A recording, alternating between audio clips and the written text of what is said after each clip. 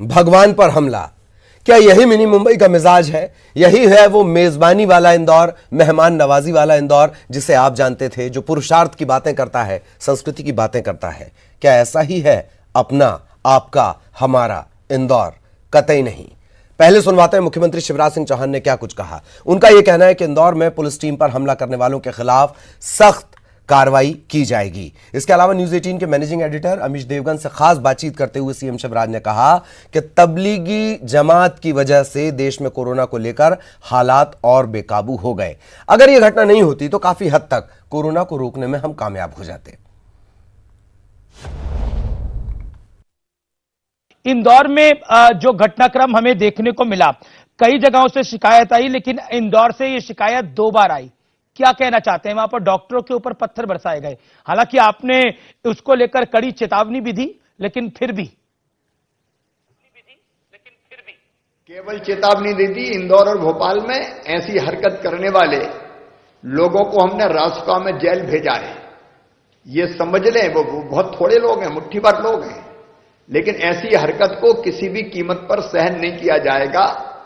उनके खिलाफ हम ऐसी सख्त कार्रवाई कर रहे हैं कि जिंदगी में दोबारा अपराध करना भूल जाएंगे। और अभी तो आने का बाहर सवाल ही नहीं है, अभी तो लंबे समय तक जेलों में ही रहना है जी। लेकिन एक सवाल यह बनता है कि आज भी उसी जगह पे पुलिस वालों पर हमला होता है तो बहुत दुख होता है, क्योंकि देश ये सब कुछ तस्वीरें देखता है।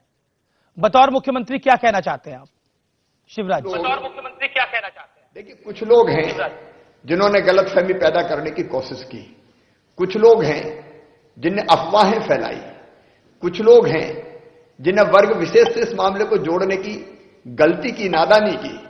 अब ऐसे लोगों के कारण मुट्ठी भर लोग कभी कभी ऐसी हरकत करते हैं, लेकिन वो पकड़ लिए गए और वो कुचल दिए जाएंगे। कोई भी हो, उनके खिलाफ सख्त कार्रवाई की जाएगी। लेकिन मैं दूसरी तरफ कह रहा हूं, मैंने सभी धर्मगुरुओं के साथ बैठक की। समाज के सभी धर्मों का पालन करने वाले धर्मगुरु थे, हर एक ने हमारे एक्शन का समर्थन किया, सरकार को सहयोग किया, प्रशासन को सहयोग किया। और ऐसे उदाहरण भी मिलते हैं कि अगर लॉकडाउन की स्थिति में एक हिंदू परिवार में मृत्यु हो गई तो कोई रिश्तेदार नहीं आ पाए, तो मुस्लिम साथियों ने अर्थी को कंधा देने का भी काम किया है। सांप्रदायिक सद्भाव की मिसालें भी मिलती है। इक्का दुक्का ऐसी घटनाएं होती है, उन घटनाओं पर हम सख्त कार्रवाई करते हैं। मैं इतना जरूर कहना चाहूंगा कि इंदौर हो, भोपाल हो, अगर परिस्थितियां बिगड़ी तो तबलीगी जमात के लोग जो अचानक आ गए उनके कारण बिगड़ी। भोपाल में भी हमारे वो पुलिसकर्मी भी संक्रमित हो गए जो उनको ढूंढने गए थे, उनसे पूछताछ करने गए थे। तो इनके कारण थोड़ी परेशानी कुछ लोगों के कारण बढ़ी है, लेकिन समाज के सभी वर्गों के, सभी धर्मों के लोग इसमें समर्थन और सहयोग दोनों कर रहे हैं, उसकी भी कहीं कमी नहीं है। तबलीगी जमात की आपने बात करी, क्या आप भी मानते हैं कि तबलीगी जमात वाली घटना नहीं होती तो पूरे देश में कोरोना वायरस से लड़ाई जो भारतवर्ष की है वो थोड़ी आसान होती, या फिर कहते हैं तो इतनी कठिन नहीं होती? क्योंकि तबलीगी जमात ने केसेस की श्रृंखला को बहुत बढ़ा दिया। हम कोरोना को कंट्रोल करने में, नियंत्रित करने में बहुत अधिक सफल होते।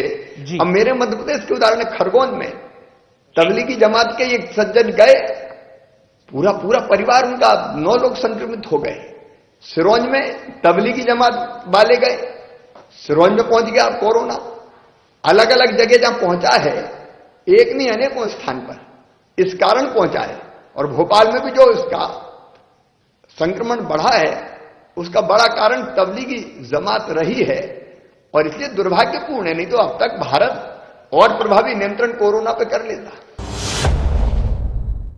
अगली खबर का रुख करेंगे। कोरोना संकट के समय में मध्य प्रदेश में सबसे ज्यादा बुरे हालात इंदौर में हैं, लेकिन सफाई के मामले में नंबर 1 अनुशासित कहे जाने वाले इंदौर से फिर से शर्मसार करने वाली तस्वीर सामने आई। इस बार चंदन नगर इलाके में जुटी भीड़ को घर जाने की हिदायत देना एक पुलिस जवान को महंगा पड़ा। क्या यह है इंदौर का मिजाज?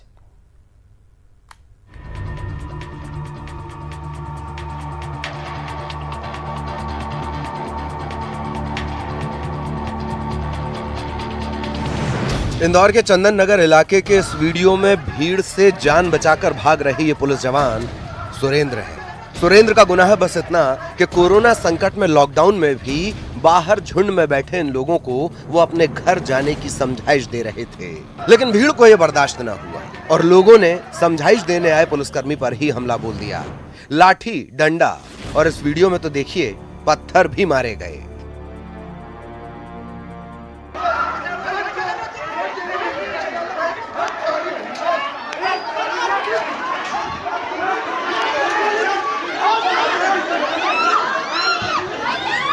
किसी तरह पुलिस जवान सुरेंद्र अपनी जान बचाकर भाग सके। घटना की जानकारी मिलने के बाद चंदन नगर की इस गली में पहुंचे पुलिस बल ने वीडियो में दिखाई दे रहे 7 लोगों को गिरफ्तार किया और 3 के खिलाफ रासुका के तहत कार्रवाई की। टाटपट्टी बाखल के बाद अब चंदन नगर अपनी जान से क्यों खेल रहा है इंदौर? सफाई में नंबर 1, सहयोग में नंबर 1, कोरोना संकट के इस समय में सावधानी में भी नंबर 1 बने इंदौर। इंदौर से विकास सिंह चौहान के साथ ब्यूरो रिपोर्ट, न्यूज़ 18। और इस घटना के बाद सांसद शंकर लालवानी ने आरोपियों के खिलाफ सख्त कार्रवाई की बात कही। आज फिर पुलिस के ऊपर हमला हुआ और इस प्रकार का हमला इंदौर प्रशासन और हम सहन नहीं करेंगे। मैं आपके माध्यम से चेतावनी देना चाहता हूं कि ऐसे लोगों के खिलाफ सख्त से सख्त कार्रवाई हम करेंगे और जो सेवा कार्य में लगे हैं, उनका जो मनोबल गिराने के लोग काम कर रहे हैं, उनके खिलाफ भी सख्त से सख्त कार्रवाई करेंगे।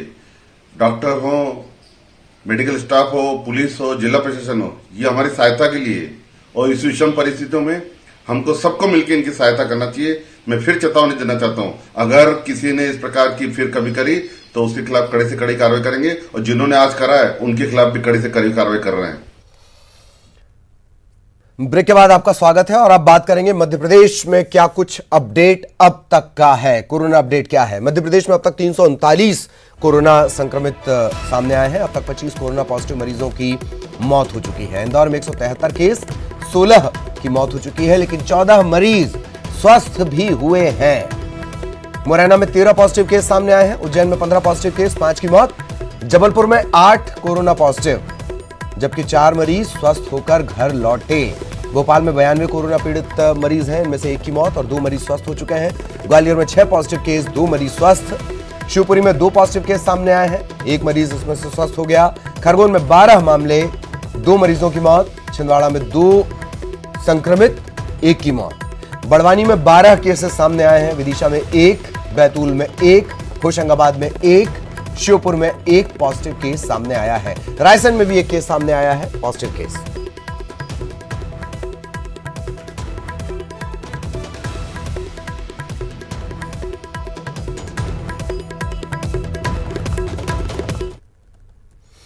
और मध्य प्रदेश में लॉकडाउन के बीच हर दिन कोरोना के मरीजों की तादाद लगातार बढ़ते जा रही है। 21 मार्च को मध्य प्रदेश में कोरोना के 5 मामले सामने आए। 25 मार्च को कोरोना मरीजों की संख्या बढ़कर हो गई 17। 31 मार्च को कुल केस बढ़कर पहुंच गए 86 तक।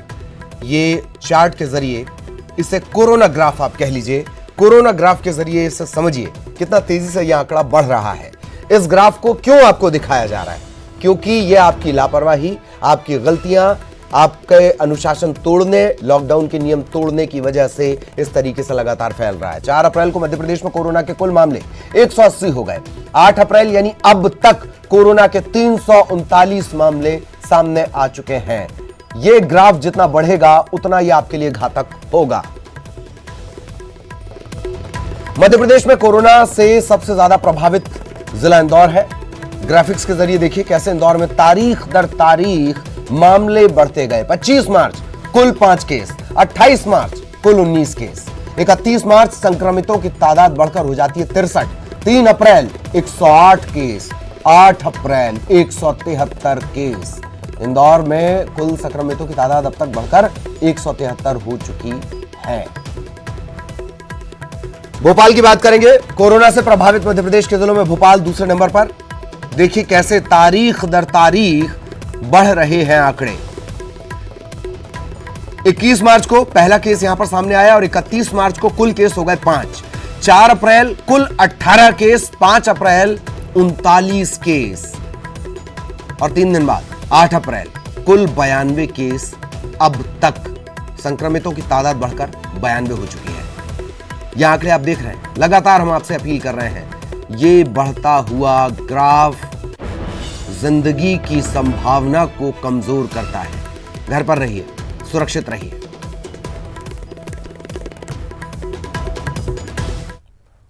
और दिल्ली से बड़ी खबर, बड़ा अपडेट। सुप्रीम कोर्ट का आदेश, कोरोना की फ्री टेस्टिंग करने का आदेश केंद्र सरकार को दिया गया है।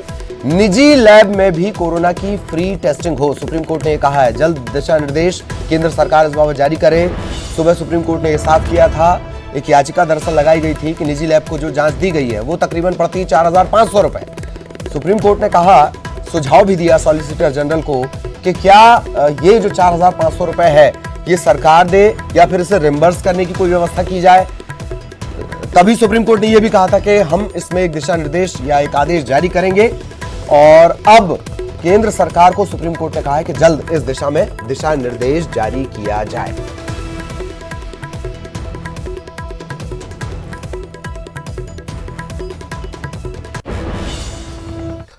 और न्यूज 18 की खबर पर मुहर, कोरोना आपदा के बीच सरकार का बड़ा फैसला, मध्य प्रदेश में एस्मा लागू कर दिया गया है। आवश्यक सेवाएं और वस्तुओं को लेकर यह एस्मा लगा दिया गया है। सीएम शिवराज सिंह चौहान ने ट्वीट कर इसकी जानकारी दी। तत्काल प्रभाव से एस्मा लागू है।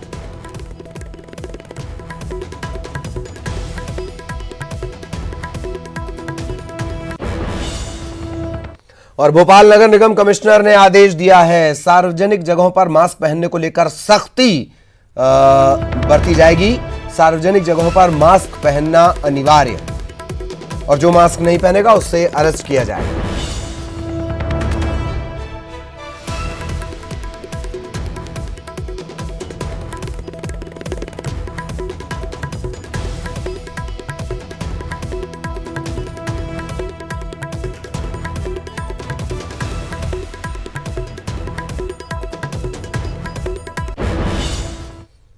और कोरोना को लेकर कोई कंफ्यूजन ना रहे, लोगों को सही और पूरी जानकारी मिले, यही वजह है कि न्यूज 18 ने एक कोरोना कंट्रोल रूम बनाया है। यहां पर हम दर्शकों के मन में उठ रहे सवालों के जवाब अपने एक्सपर्ट्स और डॉक्टर के जरिए देने की कोशिश कर रहे हैं। इसी कड़ी में आज मुंबई से RIL की डॉक्टर हैं ज्योति कुमार, वो हमसे जुड़ी, उन्होंने सवालों के जवाब दिए।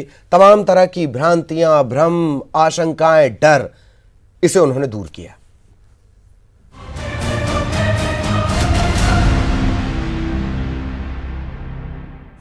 मेरा नाम दीक्षा है, मैं नोएडा सेक्टर 11 में रहती हूँ।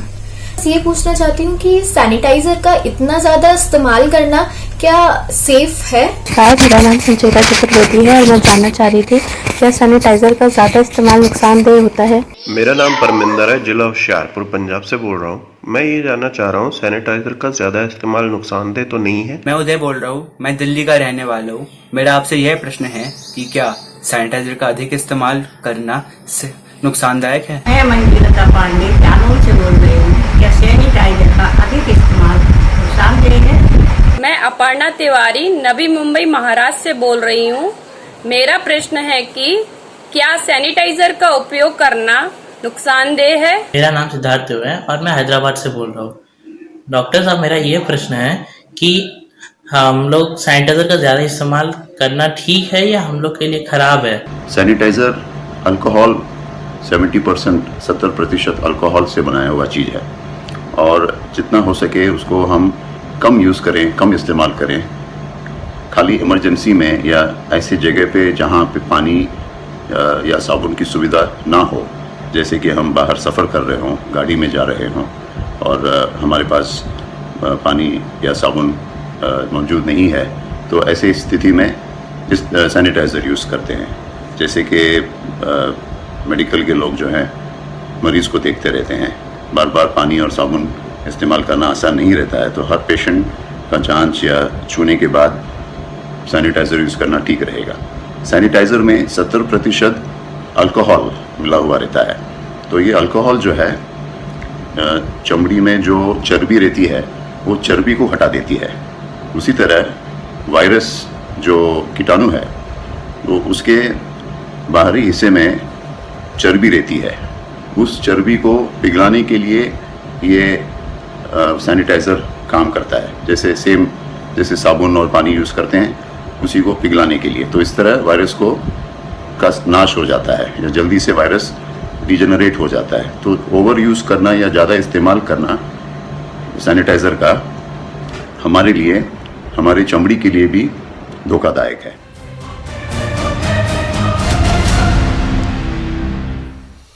और इसी के साथ इस बुलेटिन में इतना ही। नमस्कार।